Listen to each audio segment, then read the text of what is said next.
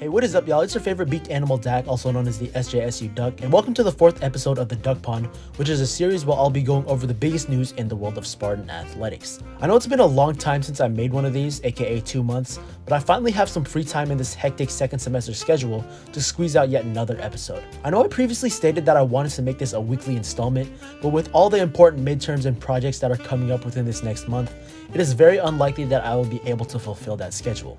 So instead of catching y'all up to date on every single dang event that has taken place, I feel like it would be much more interesting to focus on a specific sport on every single episode. So this means that there won't be a consistent upload schedule for the foreseeable future. So sorry in advance if I have a week where I upload 5 videos and another where I go MIA for 2 weeks, but enough yapping from me. Let's get into what I have in store for y'all today. If you're a fan of San Jose State athletics or simply a fan of a team in the Mountain West, hit that subscribe button as I will try my hardest to expose you to information about not only the program, but the conference as well. But today's episode will focus solely on our basketball program, as there have been plenty of developments since the Mountain West tournament concluded a month ago.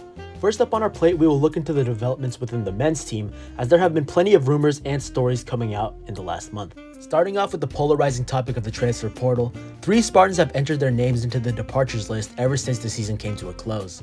Shooting guard Sebastian Mendoza, power forward Michael Afebu Jr., and small forward Josh Ogaro were the players whose names popped up on the transfer portal list on 247sports.com. All 3 of these players were listed as freshmen last year, so they have plenty of time to ball out to whichever school they decide to go to. Sebastian Mendoza did a good job 2 seasons ago, but was limited due to injury in this past year. He only appeared in 2 games this season, 3 minutes against Santa Clara and 21 minutes against Bethesda, and it seemed like he was one of the many Spartans bit by the injury bug, as he had no other action throughout the entire year. If he can stay healthy, I promise that whichever team gets him will receive a great player, so best of luck, Bass. Michael Afebu Jr. is another player whose Spartan career was unfortunately overshadowed by the injury bug. In his freshman season in 2020, Afebu appeared in 6 games after fighting off an injury suffered in the season opener. Putting up decent stats against Mountain West foes, nobody would have predicted that game against UNLV that season would be the last time we would ever see him play again in a Spartan uniform. It was unfortunate that he was held out for the 2021-2022 season, as we definitely could have used a player with his talent. But as he trades his Spartan uniform for some new threads, I can only wish the best for him in the future, as he really does seem like a talented player, so best of luck to wherever you go, Michael. Last but not least, the 3rd Spartan to enter his name into the transfer portal was Josh Ogaro. Ogaro was one of the many new transfers to join SJSU this season, coming from Big 12 powerhouse Oklahoma. He was one of the few Spartans this year that was not overly affected by the agonizing injury wave that hit us, so he made appearances in a large majority of the games this season. It seemed a bit odd to many fans of Spartan Nation why Ogaro, who seemed to be one of the most skilled players on our roster, wasn't seeming to fit in and have a consistent role on the team. Averaging a little over 8 minutes per game, it's understandable why a talented player of his caliber would want to go elsewhere to find more playing time. Whichever team he decides to suit up for next will be blessed with an absolute baller, so good luck wherever you go, Josh. And with those departures out of the way, that leaves us with only 8 scholarship players left on the roster. A couple days ago on the 13th of April, however, was National Signing Day for college basketball. And although we didn't get any new signings on this day, this made me curious and drove me to research the players who are coming onto campus once this new season comes around. So kind of like what I do for my football recruiting episodes, I'll be providing y'all with information on the Spartans who are likely planning to come onto campus. So keep in mind that all of these players were early signees, so it's unlikely that we'll lose any of them within the coming months. The first player of the trio that I will talk about will be 6'6" small forward out of Phoenix, Arizona, Garrett Anderson. Garrett Anderson was recruited out of PHH Prep in Phoenix, Arizona, where he averaged 13.4 points per game, 4.4 rebounds per game, and dishing out 1.4 assists per game. Anderson's case is a little weird because he actually graduated back in May of 2021, but it looks like this year under a prep team was beneficial for his career. Before moving on to PHH Prep, Anderson played his high school ball at O'Connor High School, where he averaged a nice 17 points, 8 rebounds, and 2 assists per game in his senior season. While I was limited to watching film from his Twitter account, you can see that he's a very athletic player.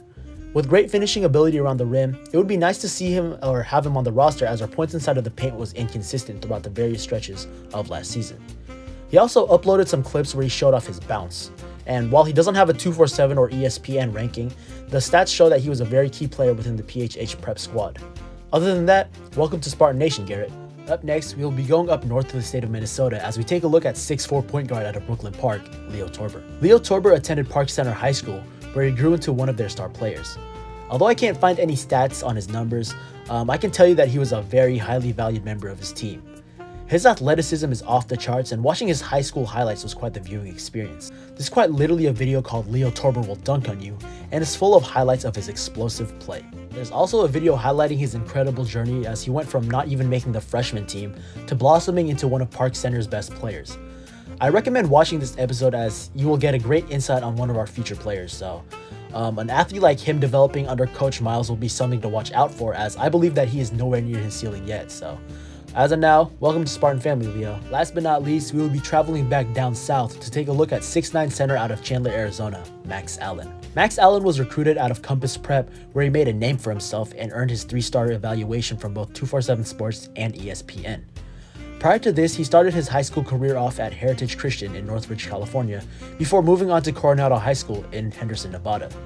I could only locate stats from his junior season at Heritage Christian, but it was very productive as he averaged 15 points and 10 boards. In the limited film that I could find of him, he was a physical big man that moved well off the dribble. He has a surprisingly smooth shooting stroke, as he was also seen shooting some mid-range J's, and hopefully his interior presence is felt in the paint, as outside of Ibrahim Diallo, SJSU doesn't really have any other big bodies on the roster returning next season. So, welcome to San Jose, Max. That does it for the incoming players of our 2022 recruiting class. And with them being added onto the SJSU roster, Coach Tim Miles will now have 3 scholarships and 2 walk-on spots to fill. With the college basketball offseason still being in its infancy and the transfer portal heating up, I wouldn't be shocked to see if Coach Miles and his staff bring in some more talent. I forgot to mention this earlier, but one factor that may have severely hurt SJSU's chances at landing more recruits on signing day was the departure of assistant coach David Miller.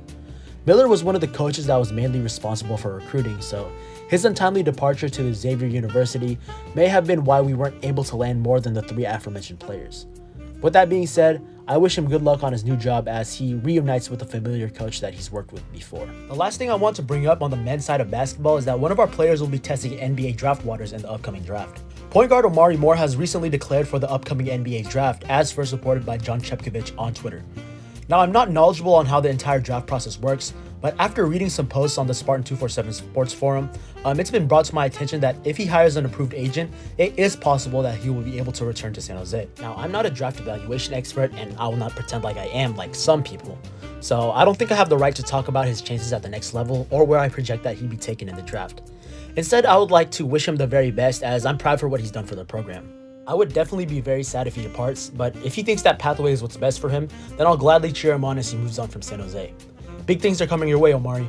Bouncing the ball over to the women's team, there is big news brewing up for our Lady Spartans. Firstly, not too long after the conclusion of the women's basketball tournament a little over a month ago, head coach Jamie Craighead was shown the door after a season that saw the Lady Spartans struggle. While there was still one more year left in her contract, it seemed like athletic director Jeff Konya wanted to start fresh under this new era of Spartan basketball. With her exit, a few players followed her out as 2 productive pieces entered their names into the transfer portal. The first of the 2 portal entries was point guard Stephanie Torres. Torres was one of the few standouts during this abysmal year, as her hardworking playstyle definitely earned her some new fans in Spartan Nation. She appeared in a majority of the games this year and was often seen as either the 3rd or the 4th best option behind Lewis and Ogier. Best of luck to her as she departs San Jose with 3 years of eligibility remaining. Last but not least, a departure that's definitely going to hurt is the exit of Ella Ogier.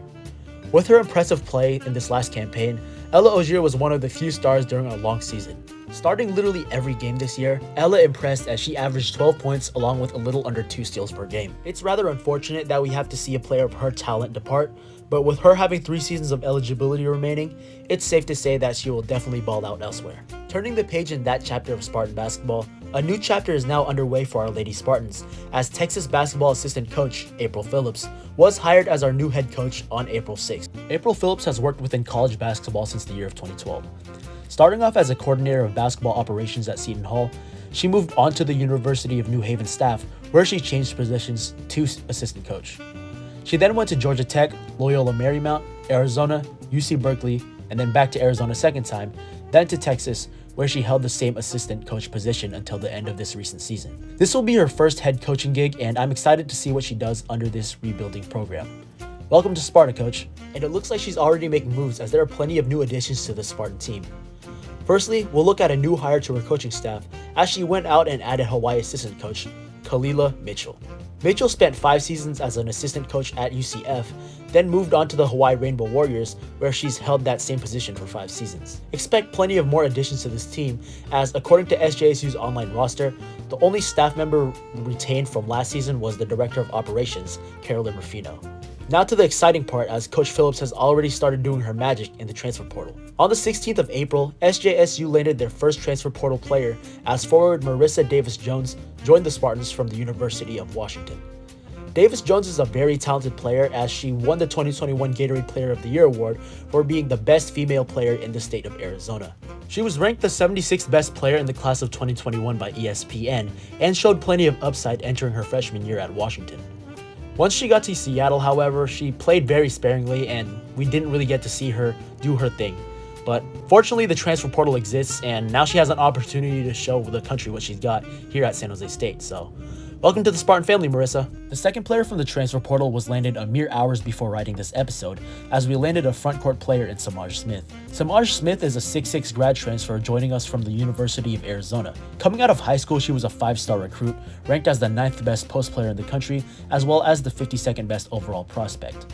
But regarding her career in Tucson, she didn't seem to make any appearances in her 3 seasons as a Wildcat. Maybe a move to San Jose State will finally allow her to show how dominant she is, as her inside presence is definitely something that we will be thankful for. Welcome to Spartan Nation, Samaj. And last but not least, I will go over our lone high school signee in the class of 2022, 5'10" guard out of San Francisco, California, Sabrina Mall. Now, I'm unsure if she'll go through with her commitment to San Jose after Coach Craighead's dismissal, but she is slated to come onto campus as she signed her letter of intent way back in early November. Although Max Preps didn't provide any stats, the SJSU website described her as a sharpshooter with the ability to make an instant impact. She has earned plenty of awards during her time at St. Ignatius Prep, and I'll flash those on the screen for you to see. I'm excited to see her perform in a Spartan uniform, and yeah, after scrolling down through her Twitter, it doesn't look like there's been any changes in her plans to come down to SJ after the coaching change. But this is definitely a thing that you should keep your eyes on, as if you're a big fan of Spartan basketball, I think that she'll be a great addition. Other than that, welcome to Spartan Nation, Sabrina. And that does it for the Spartan ladies. There will definitely be a lot more news coming out of the program this offseason, so in order to stay in the know, hit that subscribe button, as I plan to continue to update y'all throughout the offseason. Other than that, let's move on to the last and probably the most controversial topic yet to date, the basketball floor. For those who have been living in a hole, the San Jose State social media accounts advertised a link to where fans could vote for next season's new floor in the Provident Union Event Center. Fans were given 4 options to vote from. Option 1 being the current court design, Option 2 being the current court design plus an added alternating parquet pattern similar to the one in the TD Garden in Boston. Option 3 being a minimalistic, clean, modern design. And Option 4.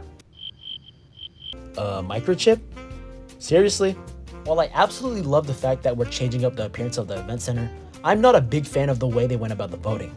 Changing the look can actually be a benefit to our team as we freshen up the appearance of the event center and get this new era of Spartan basketball off to a bang. New look, new era, and hopefully new results. But the way they set up that voting, man, while I understand that they wanted to get more interaction from the student body and the general public from the surrounding area, I think that the public vote was just not the move. Most of y'all saw the attendance last year, and you're telling me that you're allowing thousands of people who don't even show up to any of our Spartan games and support our boys and girls get a say in how our floor looks next year? I think that this was just a big slap in the face to those who actually care about the program. Personally, I think that the voting should have just been limited only to members of One Spartan Nation and the season ticket holders that support our program, as this would not only ensure that we give thanks to them for their donations, but also give them an incentive to keep donating. This would also ensure that people who came out and actually watched Spartan basketball get a big say in this matter. And like I mentioned earlier, I understand that they aim to get student involvement as well, but who cares what students think if those same students don't even show up to the games? Let me calm down now. What happened has already happened, and I'll be patiently waiting to see what the new floor looks like, or will look like next year. Now, I've ranted way too long on this entire topic, so let me just talk about the results of the voting. As you can see, the microchip court was the clear runaway winner. And my personal favorite was the parquet design because the design just looked absolutely nice, but I guess that you can say everybody else thought differently. Even before the vote got hijacked by Twitter trolls, the voting was heavily favoring the unique microchip design. This design is definitely out of the ordinary, as it's not too often that you see a massive microchip on the court. Now, this design actually makes a lot of sense because San Jose State is literally located smack dab in the middle of Silicon Valley. What I don't get, however, is why we're trying to represent Silicon Valley if these same big name Silicon Valley companies aren't even investing a single cent of their fortunes into our program. It'll be like a one-way street where we'll be promoting Silicon Valley, but Silicon Valley won't be promoting us. This is also why, even though I love the uniqueness of the design, I am not on board.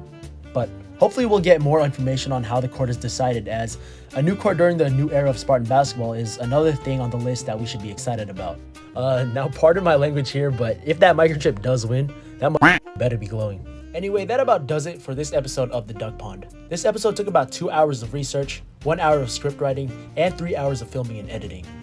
If you liked the video, please hit the like, comment, and subscribe button, and share this video with fellow Spartan fans. Stay tuned for my next couple of episodes, as I will talk about the football spring game experience, catching you up with Spartan baseball and softball, and most importantly, the new Mountain West Women's Golf Champions. Click the link in the description below to buy the merch that will support my adventures, and be sure to check out my social media accounts. Other than that, take care everyone. This is your boy Dak, also known as the SJSU Duck, signing off from the Duck Pond. Take care, stay blessed, Spartan up, and get the bread.